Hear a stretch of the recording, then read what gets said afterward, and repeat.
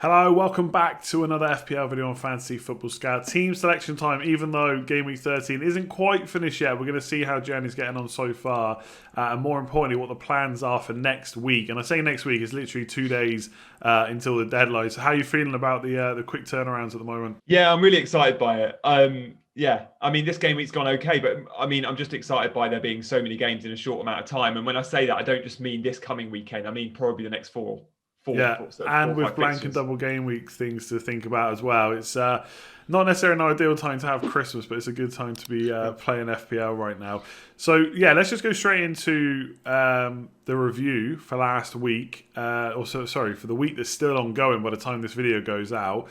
So you're on 38 points, which a normal week would sound quite low, but it's actually not bad this week. Like it's quite. I think the average is less than that, and you're already on a green arrow, and you've got players to come tonight, including. Kind of, I guess, blocking the high-owned Fernandez, even without the captain. He's not over 100% effective ownership. So how do you feel this week's gone so far? And what are your feelings around Kevin De Bruyne? Does it now look like a big mistake, or is it just hindsight? Just hindsight. It was still the right call, I think. I mean, the crosses he put in for Gundogan and Sterling, both within the last 5 minutes of that football match, were two very good big chances created and possible assists there. So, on another day, things work out differently. But, I'm in the same boat as many others. KDB was the second most popular picked captain. So I'm fine with it. I was pleased to see at least those chances he put on a plate for for Gundogan and Sterling. At least it meant his bonus points went from nowhere to getting bonus, which was nice. So no, yeah, I'm fairly happy. I mean, the average this week at the moment is 32. I'm on 38. I'm pleased to hear I'm on a green arrow. I've genuinely not looked at that, so that's good to know.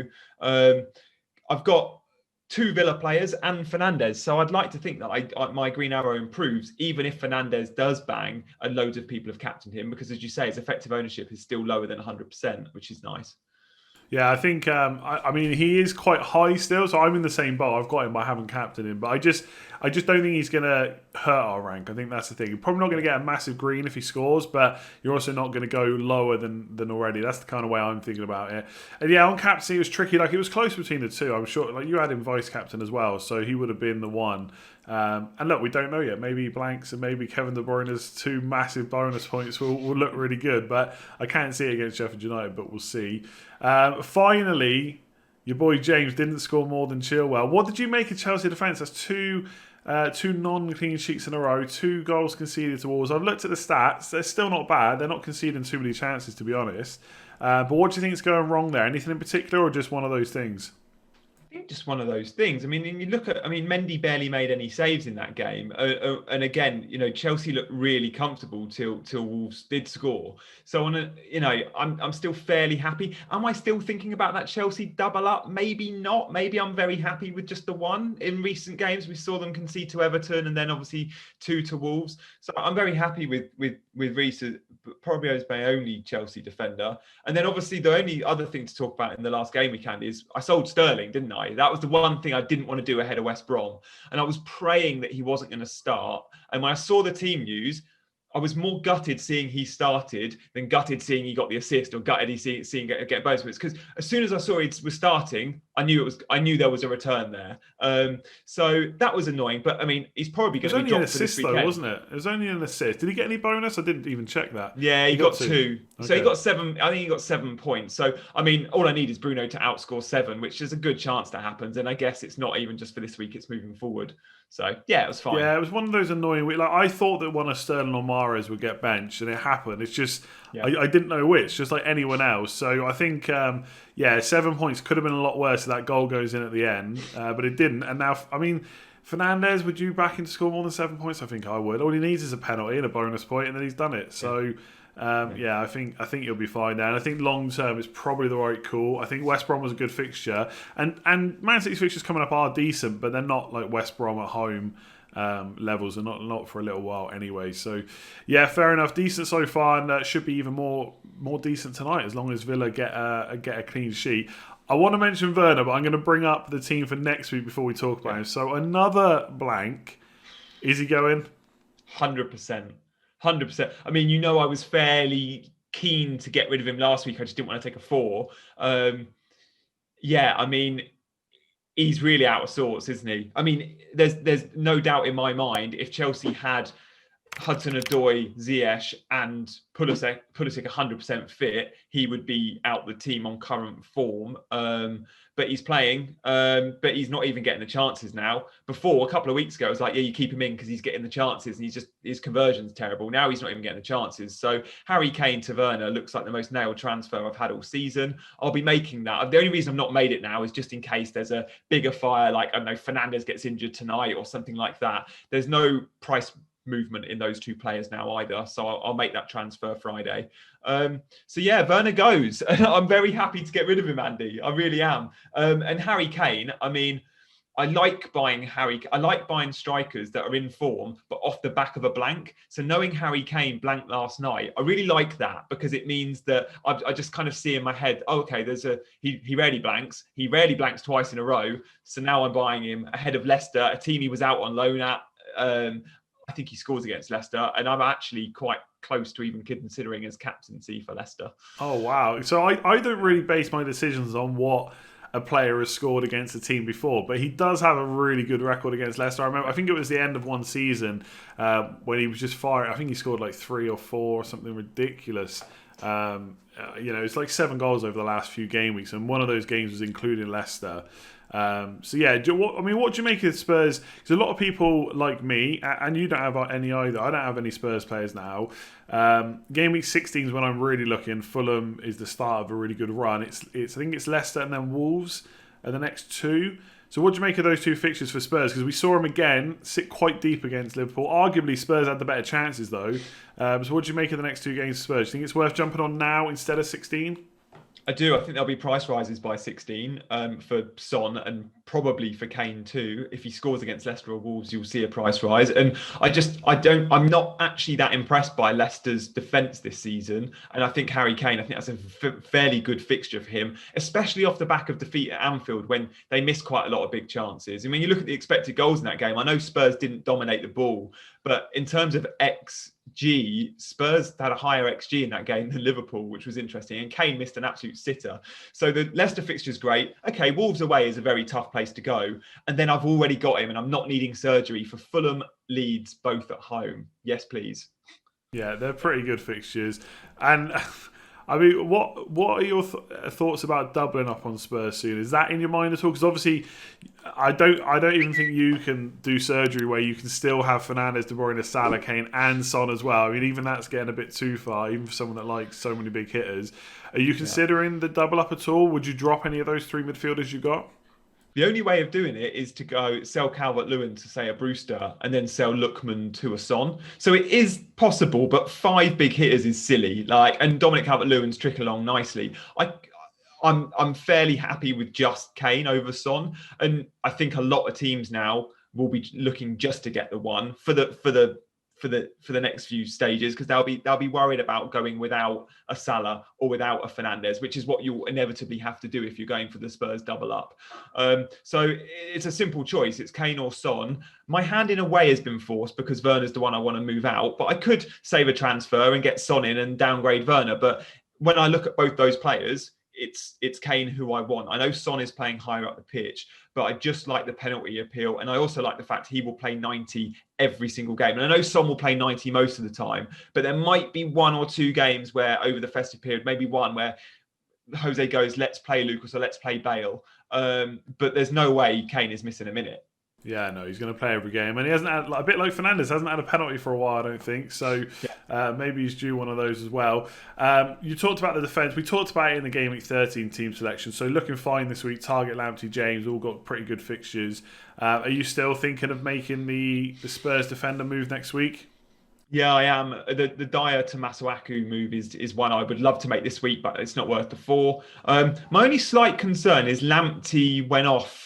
And he didn't go off injured, I don't think, but I just want to double check on Potter's press conference that there wasn't a knock there for Lamptey going off in the 78th minute or whatever it is he went off last night.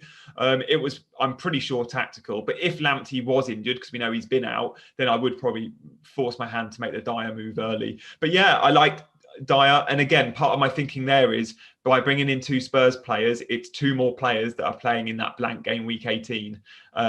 So again, my chip strategy is dependent on my current team, which actually lends itself to an okay setup in 18. Yeah, we'll talk about that in just a second. I'm going to ask you about captain, then we're going to talk about chip strategy because, it's the talk of the town right now in Yeah. FPL. I think on Lamptey, I haven't heard anything, but I got a feeling I've got him as well. I'm not too worried. I think it was probably a precaution. After resting him as a precaution, then playing him, I got a feeling because he got brought off a couple of times early in the season. So fingers crossed. But yeah, we'll have to wait and see. And Fulham were having a go, weren't they? And he probably just thought, let's shore up at the back. I mean, I had my heart in mouth when Lamptey brought down Lookman for what looked like a banker of a penalty. And I was thinking, how do I want this to go? Do I want a penalty? Do I want the Lookman assist? Or do I want a Lamptey clean sheet? But I was pleased with my purchase of Lookman as well. He also missed a big chance. So yeah, it's an all right week. Yeah, decent enough week.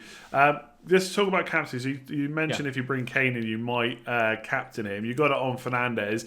Have you got any thoughts of just going for Salah? I don't think he's blanked in the last 6 game weeks he's played now. Are you thinking about Salah or De Bruyne at all? Or is it just Fernandes or Kane for you? It's a really hard one because ordinarily I'd look at Salah and go, yeah, I like that. But I've just got a couple of memories in the not too distant of Liverpool struggling at Selhurst Park. I might be completely wrong with that, but I seem to remember a couple of really tight games where they've even got results but struggled. I think there was a Boxing Day fixture there a few years ago. Anyway, I just think Roy Hodgson is a team playing against Roy Hodgson back lines never lends itself to, they've not been keeping clean sheets. I don't think they've kept a clean sheet in like 11 or 12 games, which is so unlike Palace. But they're never going to concede 3 or 4, I don't think. So I don't think I'm looking at Salah for that away fixture. And yeah, Fernandes against Leeds, goals galore, I really hope. I'm doing that on Scoutcast Match Day, by the way, this weekend, because we just think that that's the game where there's going to be loads of FPL interest because of captaincy, even Bamford and Fernandes. But also, there's going to be so many goals in that game. Surely that's going to be end-to-end. Leeds at home is a nice fixture for Bruno. But then also, Harry Kane against Leicester. So I'm really in 2 minds, but it is just down to those 2. Yeah, fair enough.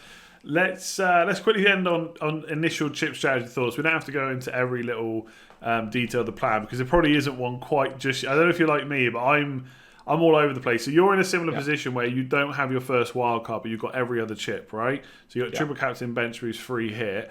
So popular strategy is really for anyone that doesn't have the wild card is free hit in 18, build your team for 19, or build your team for 18. Free hit in 19. I mean, potentially some people are going to manage it without using a chip at all, which I think is also possible. You're not going to have the ideal team, but that game week 18. I mean, what do you think of game week 18 in particular? Because outside of like Spurs and City, where everyone will want to triple up, and maybe Calvert-Lewin just because he's so good, like how inspiring do you feel about game week 18? Are you thinking about using your free hit there? Not at all. That honestly, Andy, that's not even when I saw the fixtures come out and I saw everyone going on Twitter, just free hit 18, possible bench boost 19. I looked at it straight away, and I think it's just in my nature to go, everyone's doing that, therefore I don't want to. But straight away, I looked at the other option and I just thought, free hitting in 18 doesn't make a huge amount. It depends on your current team. So there'll be people watching this going, I need to free hit 18 because I've got one player from all those 10 teams. And that's fair enough.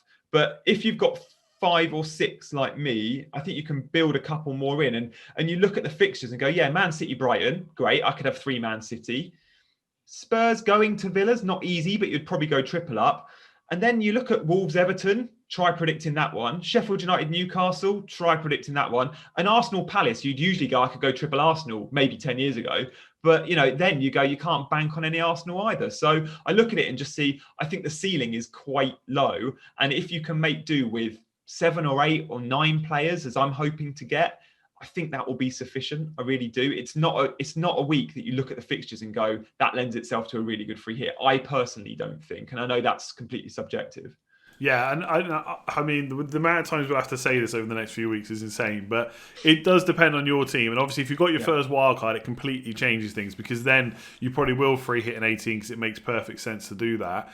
But yeah, I agree. And I think one of the things that kind of always with a week like that makes the free hit maybe look a little bit weaker is the fact that everyone's captain will be Kane, Son, or De Bruyne. And most teams, with or without a free hit, are going to have at least one of them anyway. So you've got the captaincy covered. Just maybe not quite as important.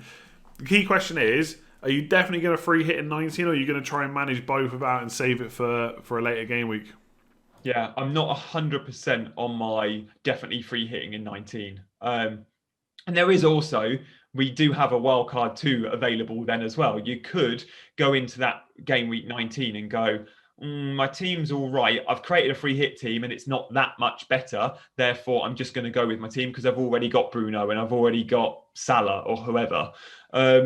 So at the moment, I'm thinking I'm free hitting in 19, but I'm not fully committed to it where I'm 100% prepping. What I do know I want to prep for is a little bit more coverage in game week 18. But my plans before I saw these fixtures were already my next 2 moves for Spurs players, Kane and Dyer. So that doesn't change. And then the other option is if you're planning to build your team for game week 19 now, there's the fear that some of those players might be injured or Yeah, rotated. So again, 6 game weeks away.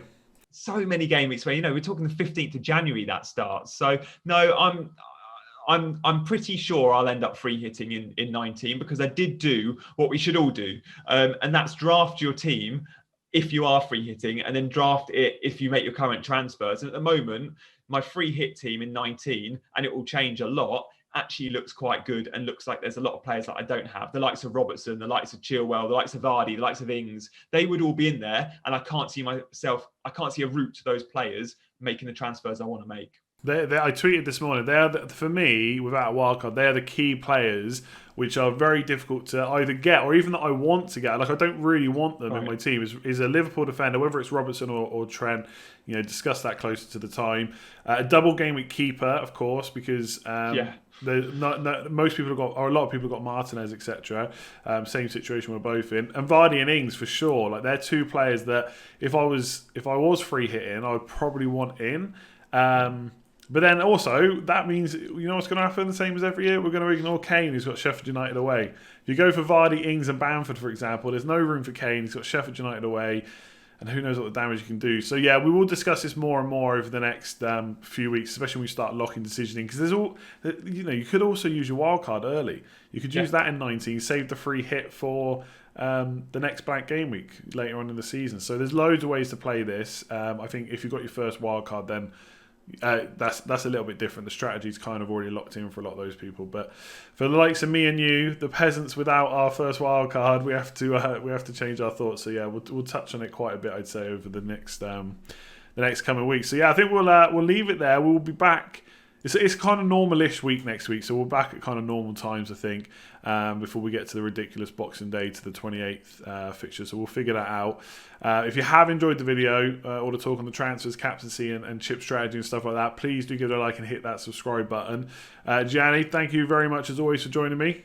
Good stuff. Thank you, mate. Look forward to seeing you again soon. Yeah, seeing a more normal time. We're back next week, and yeah, hopefully the arrow stays fully green tonight. You're looking good if we can get a clean sheet against Burnley. So yeah, we'll see what it is next week, and we'll find out who you captain, whether it's Fernandes and Kane. And like I said, give that video a like, hit that subscribe button, and we will be back again soon.